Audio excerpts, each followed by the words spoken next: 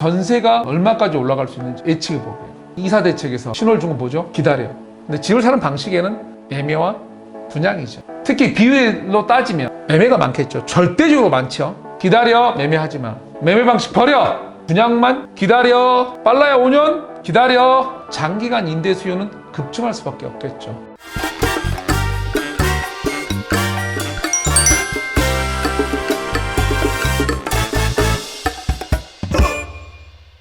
안녕하십니까, 박정입니다. 오랜만에 구독자의 고민 시간을 좀 풀어보는 시간을 하겠습니다. 자, 오늘 구독자의 고민이 나의 고민. 어떤 질문이냐면요, 구독자 김유찬님께서 그나저나 이젠 뭐해 먹고 사나. 사실은 뭐 질문 아니고 그냥 댓글 쑥 한 줄 다셨어요. 이거 영상 했을 때 이사 대책 제가 좀 실현 가능성에 대해서 문제제기를 심하게 했고, 뭐 일부는 이제 제가 토지주의 어떤 이제 보상 문제에서 현실적 그 가격의 문제를 제기했고, 더 중요한 건 이게 이제 사실 역세권이나 이런 어떤 상권이 발달한 지역의 사빌 소규모 상권이겠지만, 그래서 이제 그 세입자들에 대한 어떤 현실적 대안이 아닌 것 같다라고 말을 하면서 제가 이제 문제제기를 심하게 했죠. 건방지게. 자, 거기에 이제 댓글 다셨는데, 저는 이제 저 댓글을 보고 결론은 이제 모두가 생각하는, 이거 거래 정지냐, 시장이니까 저거 고민할 거 아니에요. 투자 시장 끝난 거냐. 그러면 뭐 다 내려놔야죠. 그 다음에 또 다른 건, 혹시 저게 현실화가 어렵고 속도가 매우 늦고 공급 물량이 우리가 생각한 것보다도 약해서 새로운 부작용 틈새 시장이 나올 수 있는 거 아니냐. 이런 것들이죠. 여기 된 질문인 것 같아서 그걸 좀 얘기해 보는 시간을 가질까 합니다. 앞으로 한 1년간은 전쟁통이겠죠. 혼선의 시장. 워낙 거래 정지니까 정말 이 가격대가 좀 높은 이런 것들은 약간의 조정도 있을 수 있고, 근데 사실은 우리가 말하는 중서민, 이게 그 가는 시장의 어떤 주택 가격들은 또 전혀 그렇지 않을 수 있죠. 왜? 우선 임대부터가 이게 완전히 거래 정지고 이동의 정지이기 때문에 이건 단순히 매매만 정지시킨 게 아니거든요. 임차의 이동도 정지시켰어요. 그거 좀 더 설명드릴 거예요. 그래서 임대가 상당히 문제가 될 확률이 높아요. 그랬을 때 우리가 중하 쪽 주택의 가격은 전혀 움직임이 없을 확률이 높아요. 더군다나 지금의 이 예정구역 소유주들이 갖고 있는 이유는 폭락할까봐가 아니거든요. 못 팔아서가 아니에요. 정부가 분명히 혜택이라고 말을 했잖아요. 하여간 그런 걸 좀 보시겠습니다. 자, 시장은 항상 존재한다. 제가 이 시장에 한 20년 가까이 있으면서 느낀 거예요.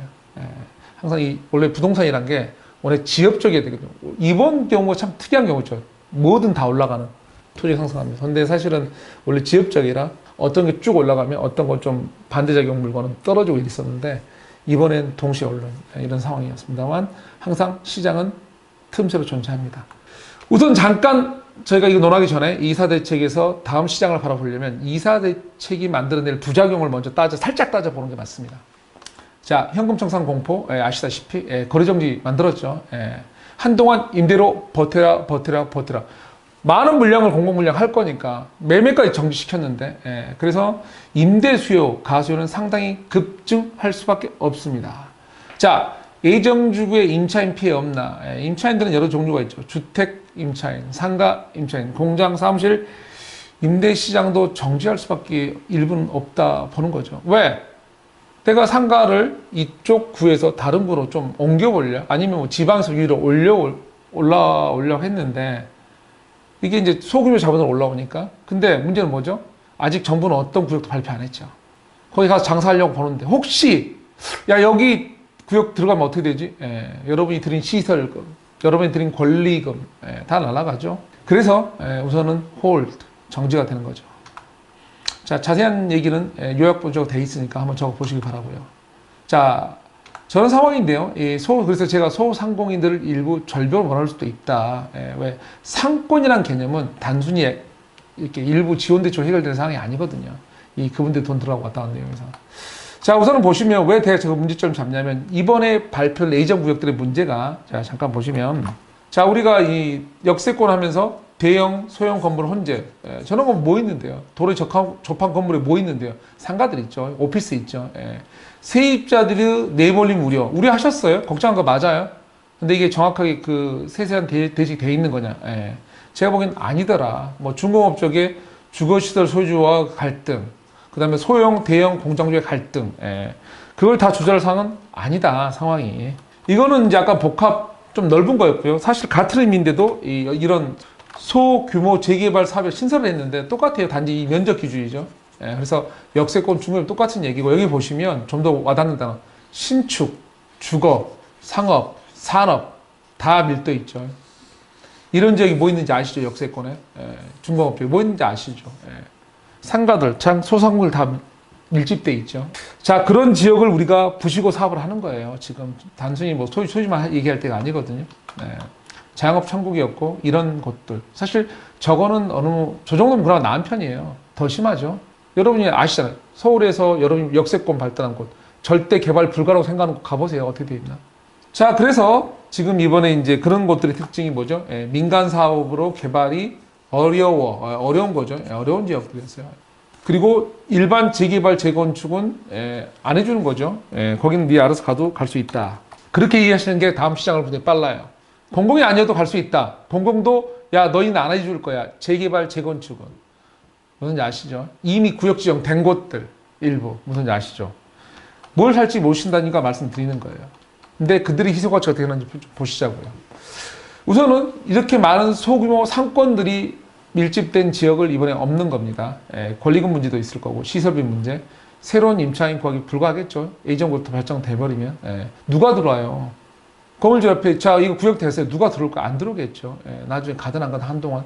또 임차인 입장에서 팔고 나가야 되는데, 딴 곳 이동하려는데, 이동이 스탑 되겠죠. 지금까지는 아무도 몰라요. 자기 구역이 될지 안 될지. 정부만 알죠. 자, 이런 상황까지 좀 아시고, 그래서 제가 이제 좀 따져보는 거는, 상가 임대 계약 기간 무시하고 쫓아낼 건가. 제 말은 우리가 재개발 예정구역이 돼 있는 거 상가 구하러 가는 거, 뭐 예정구역, 구역 지정 돼 있어요. 뭐 사업까지 한 5년 걸린데, 한 3, 4년 사업 해보면 돈 먹을 것 같아. 좀 기반 잡고 나올 것 같아. 근데 지금은 어딘지 아무도 모른다니까요. 근데 이미 나는 계약을 한 2달 전에 했어요. 예를 들면. 근데 우리 동네, 우리 역세권이 한 3달 후에 구역 지정이 예정구역이 된다 칠게요. 나 임대계약 상가라 한 5년 했어요. 어떻게 되냐 이거죠. 그거 전에 나가야 되나요? 못 내보내시나요? 뭐 재건축으로 얘기한 것도 아니니까. 이거 예정구역 아니었으니까. 그러면 정부 사업은 만약 제일 운 더러운 사람이 법적으로 버틸 수 있다면, 상가 5년차 계약했고요. 2달 전에 계약했어요. 그러면 그 사람 명도를 그 사람이 버틴다고 하면 5년 뒤부터 시작인가요? 자, 기존 재개발 구역은 이거 알고 임차인 들어가는 거고요. 이사대책 통한 구역 지금 아무도 몰라요. 뭐 순차 개발한다 정도밖에. 제가 말하는 이 틈새 시장은, 자, 그래서 앞에는 살짝 요구한 건데, 더 자세한 거 보시면 앞에 동영상을 보시고요. 공급 속도와 물량이 기대치에 못 미쳤을 때 일어날 상황을 생각해 보자 이거죠. 지금 말이 많아요. 그죠? 근데 일부는 분명히 스타트 할 거예요. 왜? 어쩔 수 없어서. 근데 분명히 말씀드리지만, 여러분이 생각하는 어떤 토지주들은 보상 가격은 전혀 예상과 다를 거예요. 자, 그러면 이제 그 다음, 이게 순환 개발이다 보니까 정부 말대로 앞에가 어떤 불협화음, 잡음이 많으면 뒤에는 다 정지예요. 우린 다 믿고 있는데, 많은 부분이. 자, 그래서 공과 공급 속도 물량이 기대에 못 미치면 어떤 상황이 생기냐. 자, 이번 이사 대책에서 정확하게 바라볼 거, 핵심 바라볼 거는 무엇이다? 도심에 주택이 절대 필요하다고 인정한 거죠. 그전 우리 김현미 장관님 말하실 때, 주택 충분하다. 이제는 아니죠. 도심에 주택이 절대 필요하다. 그 말 안 하셨다고요? 상관없죠. 이번에 방법 나온 게 뭐죠? 수단과 방법 안 가리고라도 공급하는 방안이잖아요. 뭐 공급을 낮추고 역세권은 지금 뭐 아주 강공 중에 뭐 역대 최강급입니다. 즉 그 말은 뭐냐면 절대적으로 필요함을 인정한 거죠. 근데 그 인정한 주택 공급을 원활히 못 가면, 빠른 속도 못 가면, 그러면서 뭐라고 계시죠? 기다려, 또 기다려. 이거 하고 계시거든요. 자, 이거는 뭘 만드는 거냐면 나중에, 자, 첫 번째, 누군가는 배신감. 이건 토지주 감정가 얘기했어요, 제가. 누군가는 실망. 자, 기다리는 분양 대기. 이 임대가 안정으로는 뭐 이게 바라는 이 서민들의 기대감. 속도를 빨리 내기 바라는 그 사람들에 대한 기대감에 대한 실망이죠. 자, 그런데 어찌든 우리가 말한 건 도심의 주택이 필요에는 절대적 인정사항이잖아요. 그러면 그게 속도가 못 내면 다른 곳이라도 가야죠. 근데 정부가 이번에 말했던 다른 곳 어디 있죠? 예, 기존 재건축, 재개발구역. 그래서 공공 안 간다고 특혜 안 준다 그랬잖아. 복합용도 개발에서.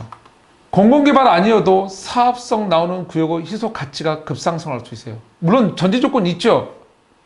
공급의 속도와 물량이 정부 기대치에 못 미치면, 그래서 여러분 기다리는 사람들의 기대에 못 미치면, 토지주 스타트 초반 했던 사람들의 예상과 다른 토지 보상 가격, 현물 가격, 이거에 문제가 생기면 갑자기 사람들이 고개를 돌아보겠죠.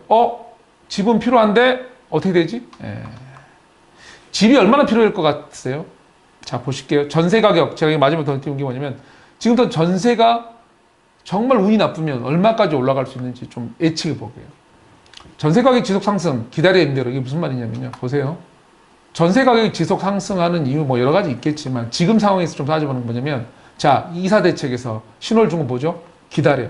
매매 시장 뛰어들지 마. 매매하지 마. 현금 청산이야. 모두가 분양받기 기다려. 물량 줄 거야. 자, 아파트를 소유하는, 사실 아파트 표현했지만 주거죠. 주택, 내가 자가 거주하기 위한. 자가 거주하는 방법에는 당연히 집을 사야 되죠. 근데 집을 사는 방식에는 크게 나누면, 우리가 아파트로 치면 매매를 해서 사는 방식이 있고, 하나는 분양이죠. 물론 이제 증여도 있고 상속도 있고 뭐 기타 뭐 채권 변제할 수 있고 다른 방법 다 있고 경매도 있으나, 크게 그림으로 말하면 매매와 분양이죠. 특히 비율로 따지면 매매가 많겠죠. 절대적으로 많죠. 자, 그걸 지금 어떻게 했죠? 기다려, 매매하지 마. 매매 방식 버려! 버리게 만든 거죠, 지금. 자, 분양만 장기간 뭐라고요? 기다려! 빨라야 5년? 기다려! 자, 장기간 임대 수요는 급증할 수밖에 없겠죠. 왜? 우리 매매 버렸으니까. 우리가 보통 예전부터 기본은 아시죠? 매매, 자가구조 좀 덜 숨통이 되면, 자가구조 많으면 전세 수요 줄어들죠, 당연히. 자, 현재 거의 매매 금지 상태거든요. 자가구조를 위한 가장 큰 방법이었던 매매가 스탑. 전세 수요 폭등하겠죠. 자, 이사 대책이 잘 진행되면 그래도 전세 걱정 할 수도 있다고 제가 물음표 달죠. 자, 도심 공급의 시작은 멸실이에요. 물론 이거는 이제 그때는 멸실이 됐으니까 작은 주택들 타격을 말하는 거예요. 비싼 주택 말고, 임대 시작에. 앞에 부분은 문제가 뭐냐면, 아파트부터 시작해서 이런 좀 비싼 중상급 주택, 중주택의 아파트들의 전세가 폭등할 수 있는 요인이고, 여기서부터 뭐냐면, 이거 멸실은 아래쪽이에요. 정부가 모든 세입자 지원 대상 안 돼요. 당연히 구별을 하죠. 특히 어떤 부사람은 멀리 이동하기 힘든, 아이가 뭐 근처 학교를 다닌다든가 기타 여러 이유로. 자, 현재 임차인도 구역 정보 갖고 있지 않아요? 어떤 임차인? 주거 임차인도 상가만 갖고 있는 거, 안 갖고 있는 거 아니에요. 자, 역세권으로 이동이 두렵다. 정부의 속도 강조. 순환 개발이지만, 예를 들면 일부만 오픈해, 정부가. 그것도 두려워요. 딴 데 이동하기. 야, 여기 이사 있는데 자주 이사하기 싫거든. 아니, 사람이 임차로 살 때 자주 이사하기 좋아해요? 다 돈 들고 짜증나는데? 자, 그래서 어떻게 되죠? 이동이 두렵죠. 근데 정부가 이번에 말한 것처럼 대단위로 다 발표해버리면, 예를 들면 이번에 역세권 그 지역에서 보면, 서울에서 보면 동부권이라면 53개 구역이죠. 정황이. 구역이. 상당히 많은 구역이죠. 그 구역으로 이동은 우선 안 하겠죠. 그러면 그 역세권 밖에 있던 주택들의 임대 가격은, 아니, 저기를 이사 가면, 야, 구역 안으로 이사 가면 잘못하면 금방 또 이사 나와야 돼. 나는 멀리 못 가. 그러면 사람들 어떻게 되죠? 우리가 여태까지 임대 가격은 역에서 가까울수록 비싸죠, 덜. 지금은 그 여기서 멀었을수록 임대가 쌌죠. 근데 지금은 역세권이 가까울수록 너 곧 있으면 살다가 나갈 수 있어. 쫓겨날 수 있고 이동해야 돼. 그러면 사람이 안전하기 위해서는. 여태까지는 역 가까웠는데 역 먼 쪽, 관계없는 쪽, 그쪽까지도 임대가를 올릴 수 있는 상황이 될 수 있다가 이 얘기하는 거예요. 먼 곳도 임대가를 올릴 수 있어요. 답답하네요. 자, 정리해 볼까요? 공급 속도와 물량이 기대에 못 미치면요, 장기간 임대 수요 폭증. 왜냐하면 아까 보신 대로 분양 대기, 분양 기다려, 매매 정지. 자, 도심은 멸실의 시간이 많이 오는 거고요. 또 서울 곳곳 다방 여러 곳에서 시작하죠. 잦은 이동의 공포. 아까 말씀드린 공포가 시끄럽다고. 다 돈이야, 그거. 안전지대를 찾아라. 그건 관계없는 곳. 여태까지 임대가 쌌던 곳. 거기에 임대가를 올려서 엉뚱한 게 올라갈 수 있죠. 공공 지원 없이 공급 가능한 곳의 사업성남 구역 희소 가치가 상승해요. 정부가 미리 말했죠. 기존 재건축, 재개발. 사업성 나오는 곳, 공공 아니어도 되는 지역, 우량 지역. 자, 점점 공공개발의 공급 물량과 속도 한계가 진짜 제 말대로 현실화 돼버리면 머리 터지는 거예요, 이제 그때부터는. 기다리자니 공급 물량은 얼마 안 나오고, 저 안에 들어가자니 정부는 이제 더 완화책을 줄 수도 있죠. 뭐 단걸 더 줄 수도. 이거는 뭐 세입자 입장 쫓겨날 수도 있고. 이러지도 저러지도. 미치는 거죠. 전세 초강세 시장이 일어나면 제일 무서운 저거죠. 기다려가 난 제일 무서워요, 사실은. 매매는 안 돼. 분양만 해야 돼. 자가 거주를 만들기 위해서 나는 지금 이 순간. 정말 무서운 얘기예요. 자, 기존 사업성 나오는 재개발, 재건축 구역을 한번 보실 필요가 있습니다. 자, 공공이 필요 없는 위치 좋은 사업성 좋은 곳들 기본 데이터 몇 가지 합해 보시면 추측할 수 있으시잖아요.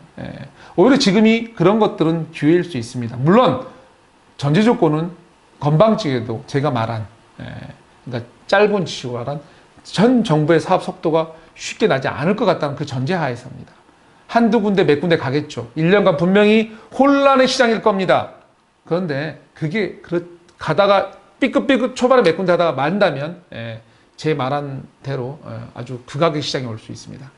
그 다음에 지역조합의 수요 증가. 이거는 이제 뭐냐면 저거를 이제 저렇게까지 악조건이 되면 지역조합, 여기 말 많은 지역조합도 수요가 증가할 수밖에 없게 됩니다. 그거에 대해서는 다음 시간에 지역조합의 문제 이런 것들 한 몇 시간에 걸쳐서 풀어서 얘기해 드릴까 해요. 어떻게 접근해야 되는지. 하여간 이 정도 마무리 하고요. 그래서 돈은 정지하지 않는다. 사람은 또 항상 이동하죠. 그래 도시도 항상 변합니다. 아무리 정부가 매매를 정지시켜도 돈도 이동하고요. 사람도 이동해야 돼요. 사람 이동을 막으면 그 부작용은 항상 엉뚱한 곳에서 틈새 시장을 만든다. 이걸 잘 기억하십시오. 지금 아까 무얼 먹고 사냐고요, 김유찬님? 잘 생각하시고 차분히 보시면 시장은 여전히 있고 잠깐의 관망할 필요도 있죠. 한두 달은. 그러나 보시면 서서히 맑아질 겁니다. 그리고 지금 관망하지 않아도 되는 시장이 있어요. 아까 말씀드렸듯이 임차인들도 다 발표하면 구역 그 안은 못 가요. 엉뚱한 것이 부작용이 일어납니다. 차분히 보시면 시장은 있고 자기 자산 방어에는 뭔가 기회가 있을 겁니다. 오늘도 감사하고 다음 시간에 또 다른 주제로 찾아뵙겠습니다. 감사합니다.